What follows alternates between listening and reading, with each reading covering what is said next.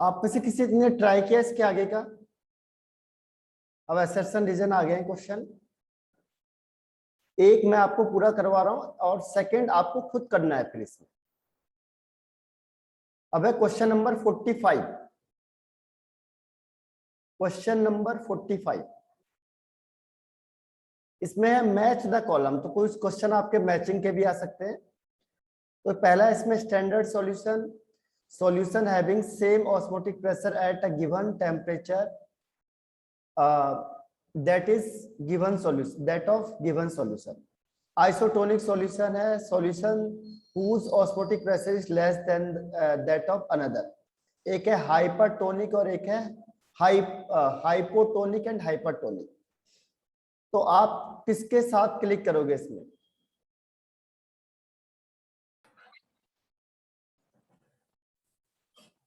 कौन सा आंसर आपको सही लग रहा है?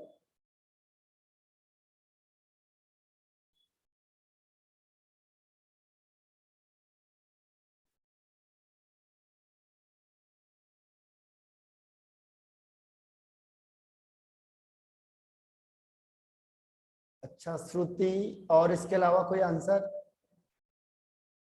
45 question.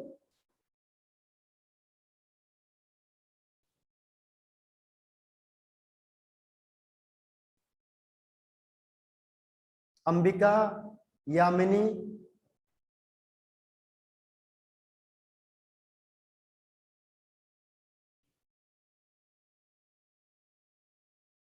Okay Yamini and Ambika.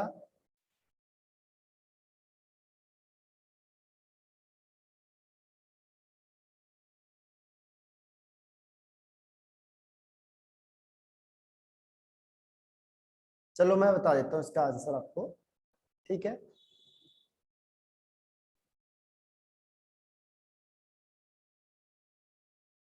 हाँ ओके ओके कोई बात नहीं।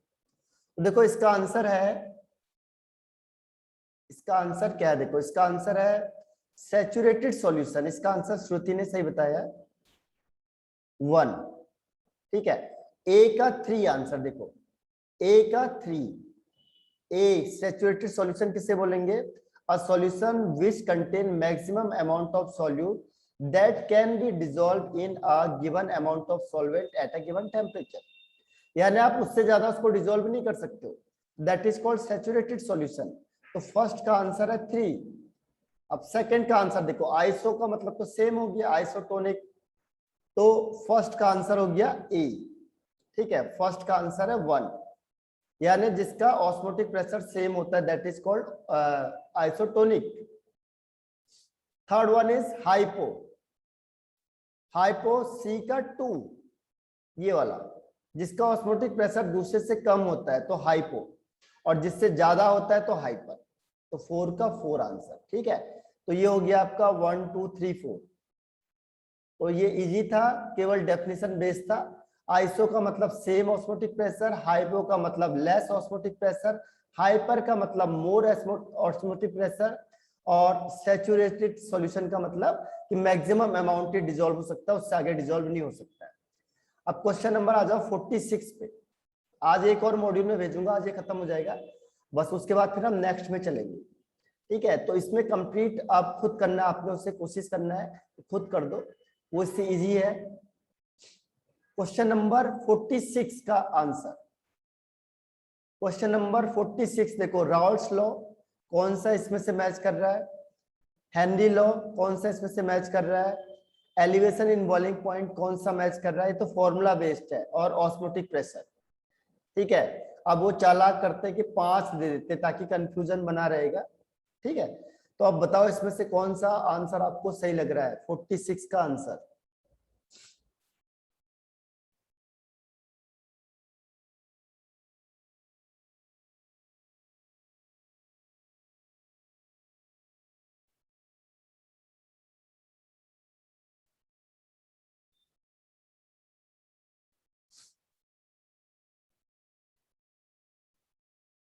ओके श्रुति, इसके अलावा कोई आंसर?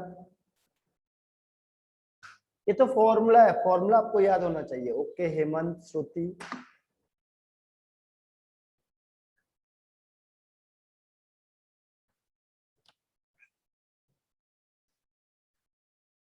अभी तक तो आपके टिप्स में आना चाहिए था ना, आप लोग मेहनत नहीं कर रहे हो इसमें अभी।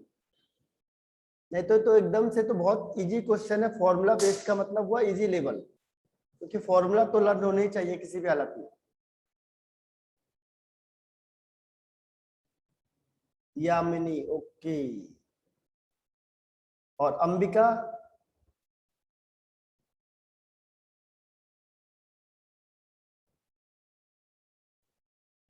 चलो मैं बता देता हूं आपको इसका आंसर। देखो बॉइलिंग पॉइंट के लिए कौन सा होगा, देखो अगर कोई भी जो आ रहा है आपको इसको लिख लो। देखो बॉइलिंग पॉइंट दिख रहा है हमें, TB, TB for boiling point, तो सीधी सी बात है सी का 4 हो जाएगा। ठीक है। हेनरी लॉ के लिए देखो, हेनरी लॉ के तो हेनरी लॉ कांस्टेंट है ये, इसके अलावा कुछ है ही नहीं ऑप्शन इसमें, तो हेनरी लॉ यानी बी का हो जाएगा 5। ठीक है। ऑस्मोटिक प्रेशर को किससे दिखाते हैं, पाई से दिखाते हैं, यानी डी का हो गया 2।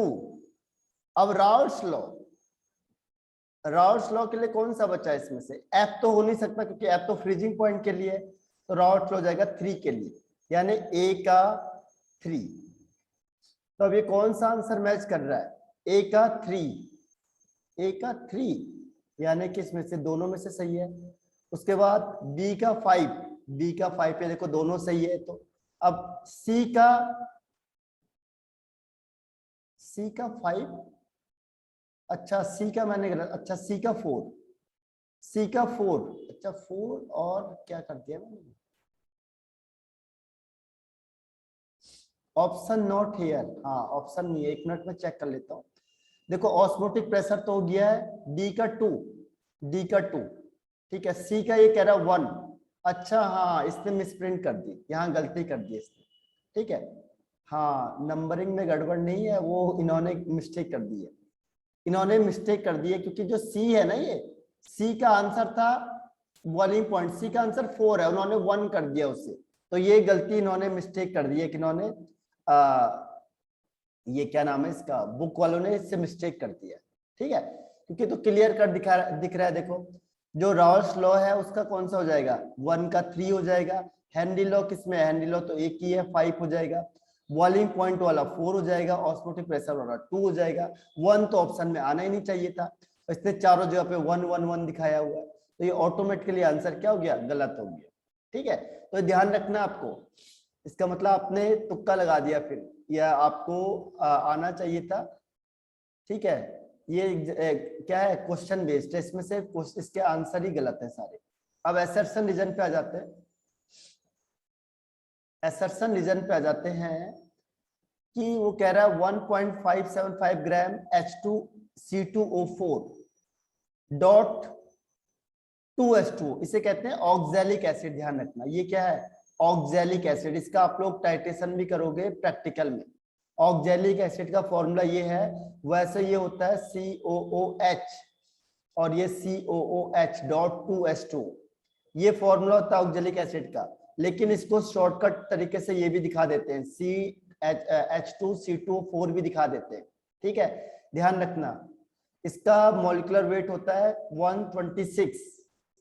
अब वो कह रहा है इतने ग्राम ले लिया है और इतना ml हो गया, और इसको इतने ml में बनाना है, यानी इसकी नॉर्मेलिटी ये हो गई, ठीक है। इसका n फैक्टर 2 होता है, ध्यान रखना इसका n फैक्टर होता है 2, यानी इससे 2 H आराम से निकल जाते हैं बाहर, ठीक है।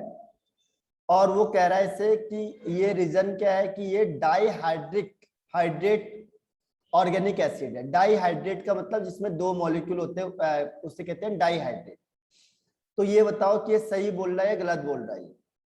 47 क्वेश्चन,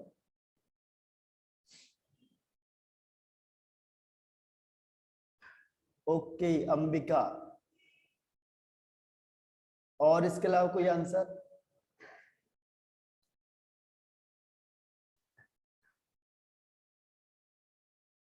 हेमंत ओके। अब ABCD याद हो जानी चाहिए, ए किसके लिए बोलते हैं, बी किसके लिए, सी किसके लिए, 4 किसके लिए, क्योंकि ए का मतलब दोनों करेक्ट है, रीजन भी करेक्ट है, बी का मतलब दोनों करेक्ट है but reason is not correct, C का मतलब असर्शन राइट है और रीजन रॉन्ग है, और डी का मतलब असर्शन रॉन्ग है और रीजन राइट है। तो ये अब आपको टिप्स में याद हो जाने चाहिए, ठीक है। दोनों ने सही आंसर दिया इसका, अंबिका एंड हेमंत ने। दोनों का सही आंसर देखो, मैं आपको हिंट भी दे रहा था, डाईहाइड्रेट है, यानी कि दोनों के दोनों दो मॉलिक्यूल इसमें H2O के हैं, तो उसे कहते हैं डाईहाइड्रेट। तो ये तो सही हो गया, लेकिन इसका रीजन ये नहीं है। और अगर आप इसको इसकी नॉर्मेलिटी निकालोगे तो इसकी नॉर्मेलिटी इतनी आ जाएगी। तो नॉर्मेलिटी इज इक्वल टू क्या होता है, n फैक्टर इनटू मोलैरिटी। अब इसकी मोलैरिटी को निकालो, उसको 2 से मल्टीप्लाई कर दो, ठीक है। तो इसकी मोलैरिटी को निकालेंगे, तो मैंने आपको हिंट दे दी थी कि मोलैरिटी इज इक्वल टू क्या होता है, मोलैरिटी मतलब वेट, वेट दिया आपको 1.75 इंटू 1000 अपॉन इसका मोलर मास है 126 इंटू 126 इंटू कितने में बन रहा है, ये 250 ml में बन रहा है। अगर आप इसको सॉल्व करते भी हो, 4 3 जा 12, 4 1 जा 4, 20, 4 5 जा 20, ठीक है। आप अगर इसे सॉल्व करो तो लगभग 0.05 के आसपास आ जाएगा, क्योंकि देखो 31 है, 51 2 जा, तो ये लगभग आ जाएगा हाफ, यानी 0.05, ठीक है। और इसको इससे मल्टीप्लाई करोगे 0.05 को, तो आंसर आ जाएगा 1। यानी दोनों करेक्ट है, लेकिन रिजल्ट इज नॉट करेक्ट, तो ये B is the correct answer. अब क्वेश्चन नंबर 46, ठीक है, question number 46, When scuba diver came towards, ये देखो एक बार पहले भी आ गया था, when scuba divers came towards surface, their capillaries get blocked, which is painful and dangerous to life. Their occupied release of dissolved gas as the pressure decreases and lead to the formation of bubbles of nitrogen in the blood. तो इसका answer क्या होगा, 48 का answer, ये मैंने आपको कई बार बता दिया था। हाँ, श्रुति और इसके अलावा अंबिका एंड हेमंत और यामिनी, बताओ आंसर। ये बहुत इंपॉर्टेंट है और अच्छा वो है, पॉइंट है। तो आप, मैंने बोला था ये क्वेश्चन पूछ लेता है आपसे, उसको ध्यान रखना है। ये क्वेश्चन जो सबसे ज्यादा जो क्वेश्चन पूछा हुआ है स्कूबा डाइवर्स में, यही वाला क्वेश्चन पूछता है। एक वो पूछता है कि नाइट्रोजन की जगह पे हम हीलियम को क्यों यूज करते हैं स्कूबा डाइविंग में, ठीक है, हीलियम को यूज करते हैं नाइट्रोजन की जगह पे। और एक ऐसा भी क्वेश्चन आ सकता है। तो इसमें देखो, व्हेन स्कूबा डाइवर्स केम, जैसे उस सरफेस में आता है उसकी कैपिलरीज ब्लॉक हो जाती है। ये मैंने आपको बोला था बहुत ज्यादा पेनफुल होता है, तो पेनफुल की वजह क्या है, और ये डेंजरस हो जाता है लाइफ के लिए, इसमें सडन डेथ भी हो सकती है, आपको मैंने उस समय बताया था। तो ये बिल्कुल करेक्ट रीजन है। और इसका मेन रीजन क्या है कि जो जब वो ऊपर आएगा, जैसे नीचे से ऊपर आता है तो क्या होता है कि प्रेशर डिक्रीज हो जाएगा। प्रेशर डिक्रीज होगा तो जो डिजोल्व गैस होती है वो क्या होती है, रिलीज होने लगती है। तो क्या होगा, जो डिजोल्व गैस है वो रिलीज होगी, तो जो प्रेशर होगा वो भी कम होता जाएगा। और यहाँ से क्या होगा, lead to the formation of bubbles of nitrogen gas. जैसे नाइट्रोजन गैस ब्लड से क्या होगी, बाहर की तरफ निकलेगी, तो एक प्रेशर लगाती है इस तरीके से। तो ये जो अब बॉडी के ऊपर प्रेशर लगता है आपकी, इसीलिए डेंजरस हो जाता है लाइफ के लिए। तो ये दोनों के दोनों रीजन और परफेक्ट, यानी A is the right answer.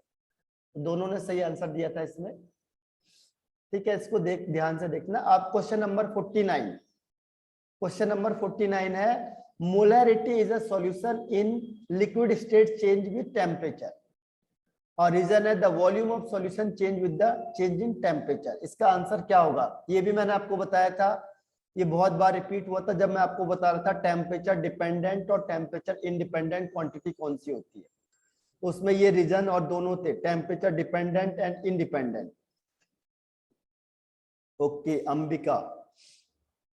इसके अलावा ये रीजन में मैंने आपको बताया था कि टेम्परेचर डिपेंडेंट कौन से होते हैं और टेम्परेचर इंडिपेंडेंट कौन से होते हैं और कौन से क्यों नहीं होते, ठीक है। ये देखो क्वेश्चन आ जाते हैं, जो चीज पढ़ी हुई है बस उसी के बेस पे लॉजिकली लैंग्वेज चेंज करके क्वेश्चन पूछ लेते हैं, ठीक है। ओके, तीनों ने सही आंसर दिया है, हेमंत और अंबिका एंड यामिनी, तो सॉरी श्रुति।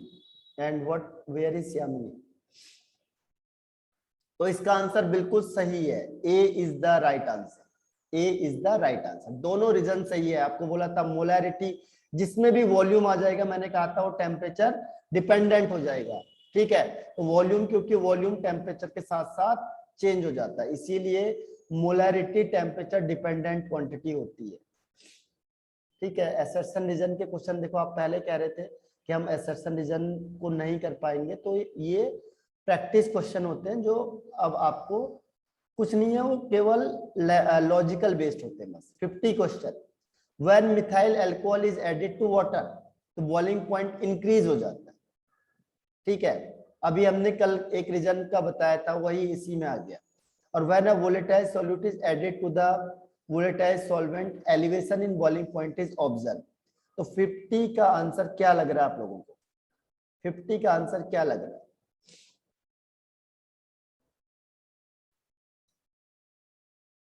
Assertion reason. ओके अंबिका, इसके अलावा कोई आंसर?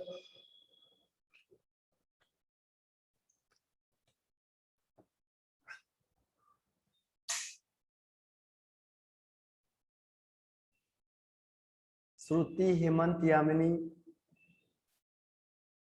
ओके ओके कोई बात नहीं। और इसके अलावा कोई आंसर?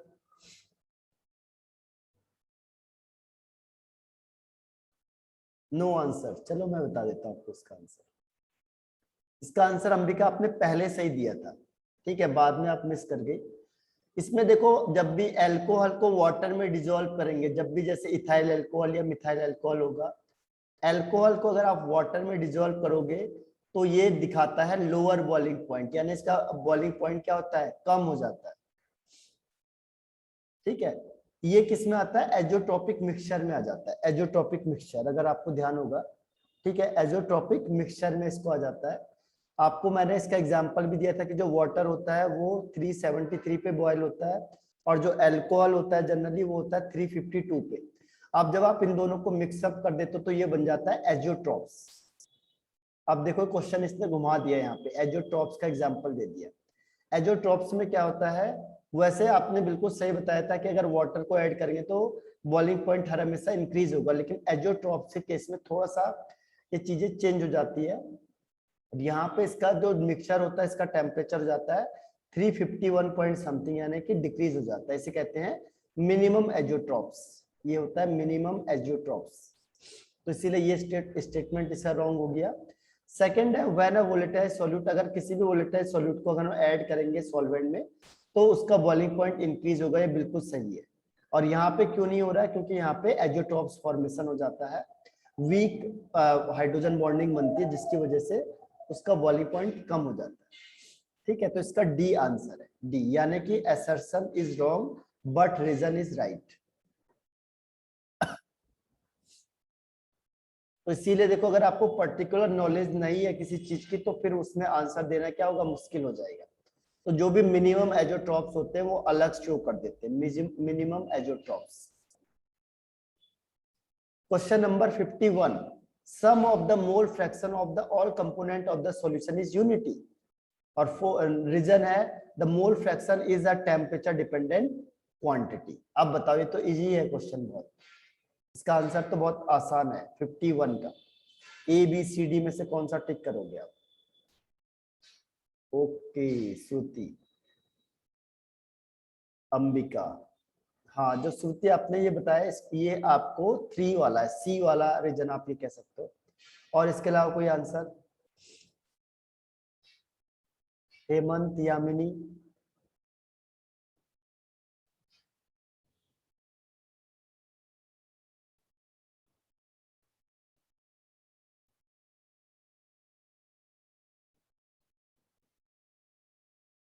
ओके,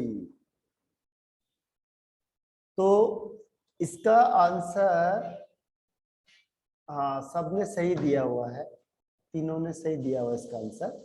इसका आंसर है ये सही है, ये गलत है। देखो इसमें वॉल्यूम है ही नहीं, इसमें तो वॉल्यूम है ही नहीं। मोल फ्रैक्शन क्या होता है? Mole fraction is equal to number of moles of A, number of moles of A plus number of moles of B. तो इसमें वॉल्यूम ही नहीं है, जिसमें भी वॉल्यूम नहीं होगा वो टेम्परेचर डिपेंडेंट क्वांटिटी नहीं है, इसीलिए ये तो हो गया रॉन्ग।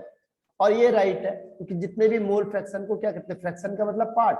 जैसे एक है, अब 10 लोग इसमें से कनेक्ट हो जाओ तो मिल 10 पार्ट है, लेकिन इनका सम क्या होगा? 1 माना जाएगा। तो ये जो पहला पोर्शन है आपका वो सही है, तो first is right and second is wrong, यानी इसको कहते हैं C answer. assertion is correct and reason is wrong is called C। तो सबने लगभग सही आंसर दिया है। Question number 52, iodine is more soluble in CCl4 than water. Reason है non polar solute are more soluble in non polar solvent. अब बताओ इसका आंसर क्या होगा? 52 का answer 52। Okay Shruti, Ambika, okay. अब हेमंत और यामिनी, अब देखो यही चीज है, एक एक चीज क्वेश्चन की आएगी आपके पास। ये सब बेसिक्स हैं जो पढ़े हुए हैं आपने और अप्लाई अब करना है, ये एप्लीकेशन है इसका। इसको मैंने बताया था आपको, याद करो आप लोग, फैक्टर अफेक्टिंग में, फैक्टर अफेक्टिंग सॉल्युबिलिटी इन, हाँ चारों ने सही आंसर दिया है बिल्कुल। लाइक डिजोल्व लाइक, जैसे बताया था ना, जो जैसा होगा उसको वैसे ही दोस्त पसंद होता है, जिसका जैसा नेचर होगा उसको वैसे ही लोग पसंद होते हैं। ऐसे आयोडीन क्या होता है? आयोडीन होता है नॉन पोलर, और CCl4 भी क्या होता है? ये भी नॉन पोलर होता है। जबकि वाटर क्या होता है? पोलर होता है।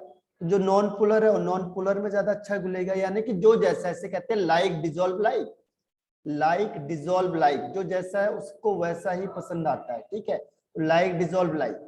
तो जो नॉन पोलर होगा नॉन पोलर के साथ अच्छा डिजोल्व होगा, जो पोलर होगा पोलर के साथ बढ़िया डिजोल्व होगा, ठीक है। तो इसका दोनों के दोनों करेक्ट है और रीजन भी करेक्ट है, यानी A is the right answer, ठीक है, A is the right answer.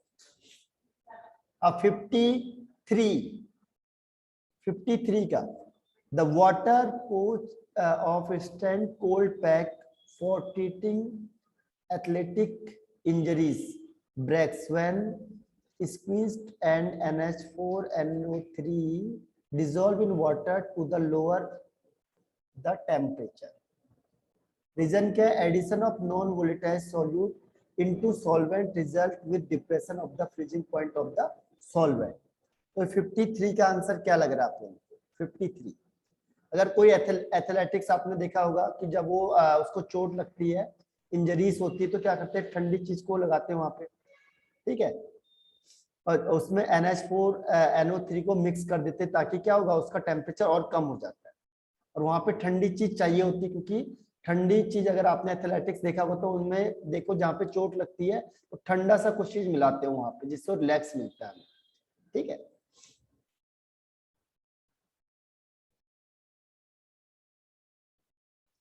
तो उसमें हम ऐसा क्यों करते हैं? एक ही आंसर आया अभी तक, और कोई आंसर नहीं आया।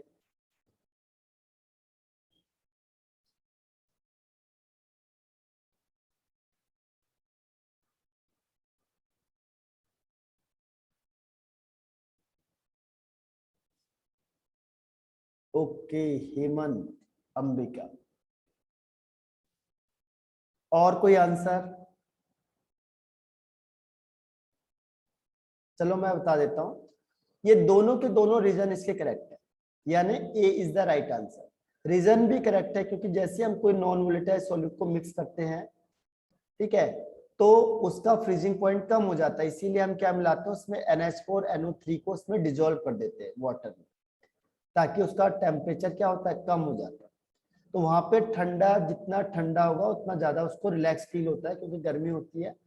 तो इसीलिए जब भी इंजरीज वगैरह होती है, तो इसका आंसर है ए 50।